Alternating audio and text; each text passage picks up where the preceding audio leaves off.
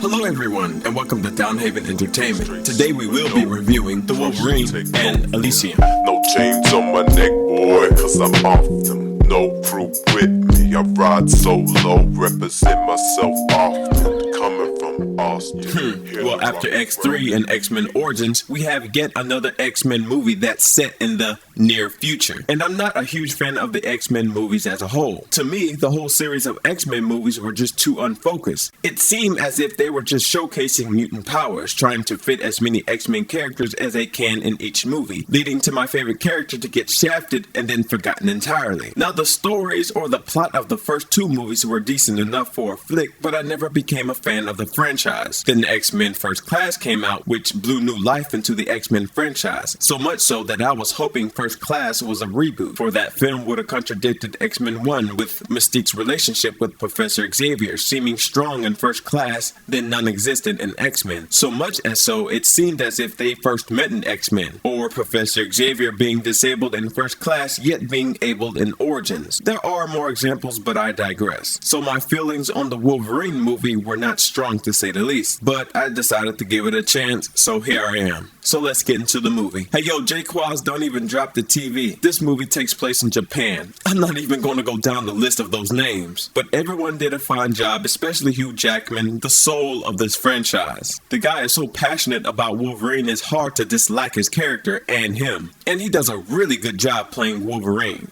Hugh Jackman is the Wolverine. Superb job.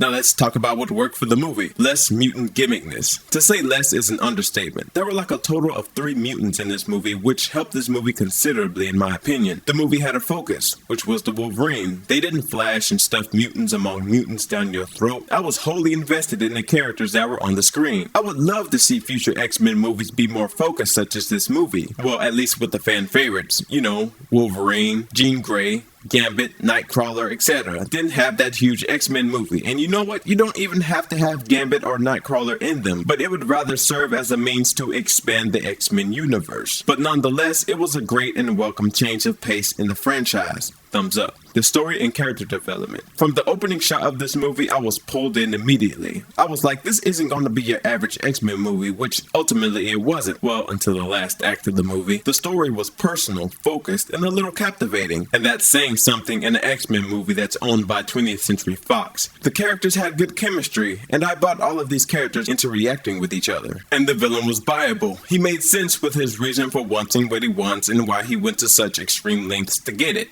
Thumbs up. The music was really good. It definitely helped this movie have its own identity. Not much to say about it, but it was above average and I loved it. Thumbs up. Now let's talk about what didn't work. Some of the camera work was awful in some areas. Now I get why they went for the shaky cam in certain areas. My theory is the Wolverine being vulnerable at some point in this movie, so we're seeing what the Wolverine is feeling, with him being lost and confused with the loss of his powers, yet still being determined to fight and keep going. But that's just my theory. But we are the audience, and I don't want to watch something I can't keep my eyes on. And on top of that, I can tell they went out of their way to be shaky as possible. Heck, I can keep a straighter shot than these folks with no steady cam. The Silver Samurai. Now I get it. I understand the symbolism. I understand the meaning of the Silver Samurai and the Wolverine. It was poetic. I get it. But there was no real build up to the Silver Samurai. You get some hints here and there, but the reveal of the Silver Samurai was predictable and somewhat lost in this convoluted plot.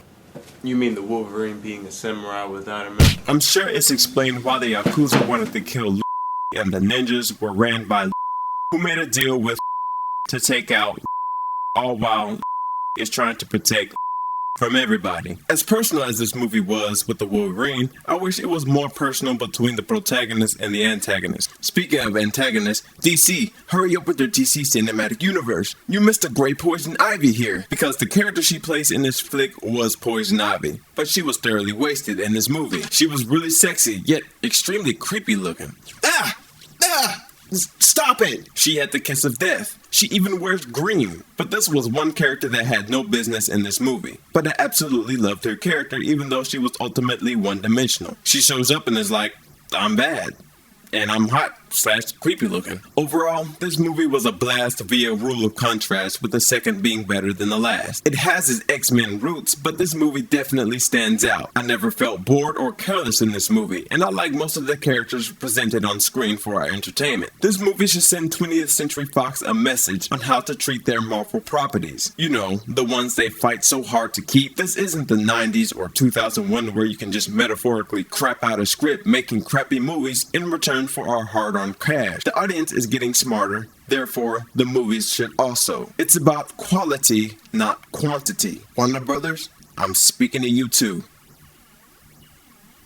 Oh, and the after scene credits was awesome as well. It was a great wake-up call reminding me that there's a bigger world out there with the X-Men, and the next X-Men movie having its original director at the helm, which made X-Men relevant to cinema in the first place, and got me excited for an X-Men movie coming out, which is saying something in my eyes. And I also thought it was cool seeing Wolverine learn respect in a country where respect has value and say in the matter, with Logan learning respect and understanding his life being a soldier, learning to respect what being the Wolverine stands for in the first place. Very poetic. Or it's possible you might be looking too much into it. So after adding all of this up, I have to give this movie a solid B+.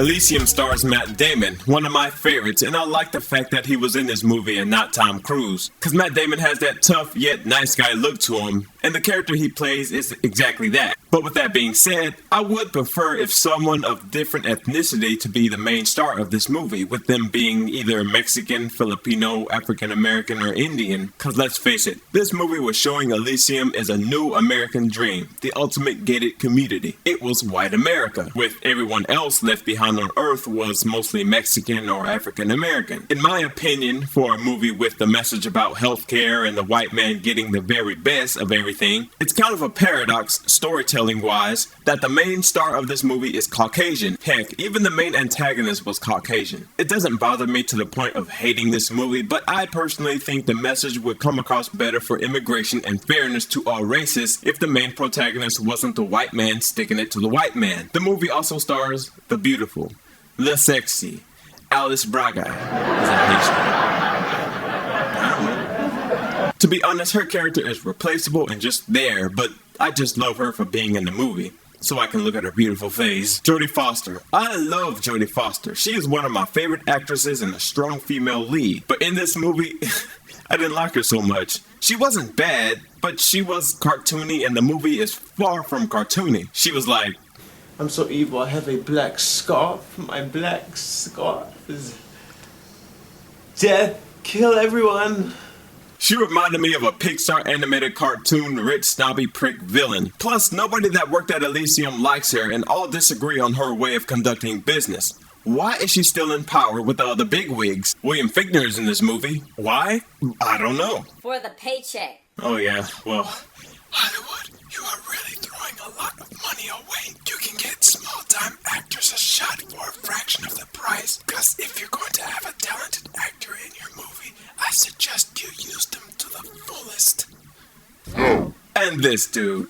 This guy is a great actor. This is a total 180 from the character he plays from District 9. I love actors who are total chameleons in movies. They just disappear into the character, having me forget I was watching the actor act. Though this character was cartoony as well, I have to give him props. Now let's talk about what works for the movie. It looks gorgeous. The opening to this movie set a tone I was expecting. When they first showed Elysium, it was just jarring at first till I could see everything in it and understood how it worked. There was one scene where has a gun with explosive ammos and shoots a robot with it, and it's shown in slow motion so you can see the shockwave shredding this robot apart. There are so many examples of great cinematography that had me wild at some points. Superb job. I also like the music. It was powerful and matched the destroyed futuristic wasteland of a city that is Los Angeles. As a matter of fact, it reminded me a lot of Hans Zimmer. Now let's talk about what didn't work for the movie. No character to the characters. Matt Damon is a guy that needs to get to Elysium for a reason.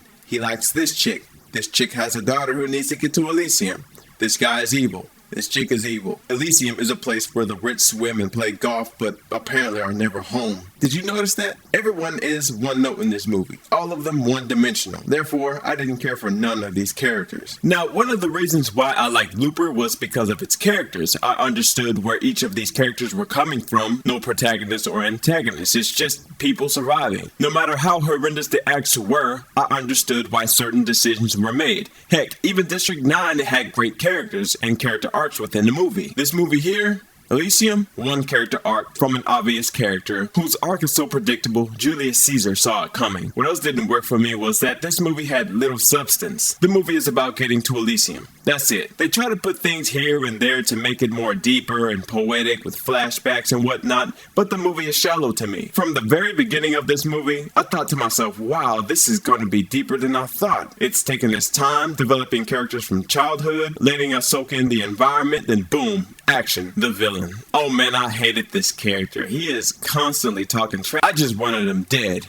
Enough said. The camera work. Will they stop spazzing out on the camera? A little shaky is cool. Shaking uncontrollably? Not cool. At least in the Wolverine, the movie didn't keep it up. This movie was consistent with it. The cameraman shakes more than a naked drunk man in Antarctica with ice on his nipples. Calm down. And you know what? If they were gonna go with the shaky cam thing, I feel it would serve best if they have the shaky cam on Earth with it being rough and harsh, and when we get to Elysium, be smooth and calm. Even when there's action involved. Show some contrast between two worlds. Overall, I'm not too impressed with this movie. It's not a bad movie, but it's not my cup of tea. It could have been one of the greats, one of those movies that have people talking about it, helping some folks to see the world slightly different, how the rich is viewed, how the poor is viewed, dealing with stereotypes. Show when the government tries to help the poor/common man and how so much people abuse that help by doing nothing, taking advantage of the system, and how the rich take advantage of the poor with the poor/common man working hard for little pay to uphold Elysium. You know what I'm saying? Have more gray area within the movie. But yeah, to me there's nothing to get excited for in this movie. It started off as something somewhat deep and ended up just another action movie among many. Look, everyone is going to remember The Matrix, questioning what reality is, what free will is, even spirituality, all while having some great fun action. Everyone will remember The Dark Knight for touching on the true nature of people when a little anarchy is introduced. Everyone still remembers Inception with it having pure characters in its movie.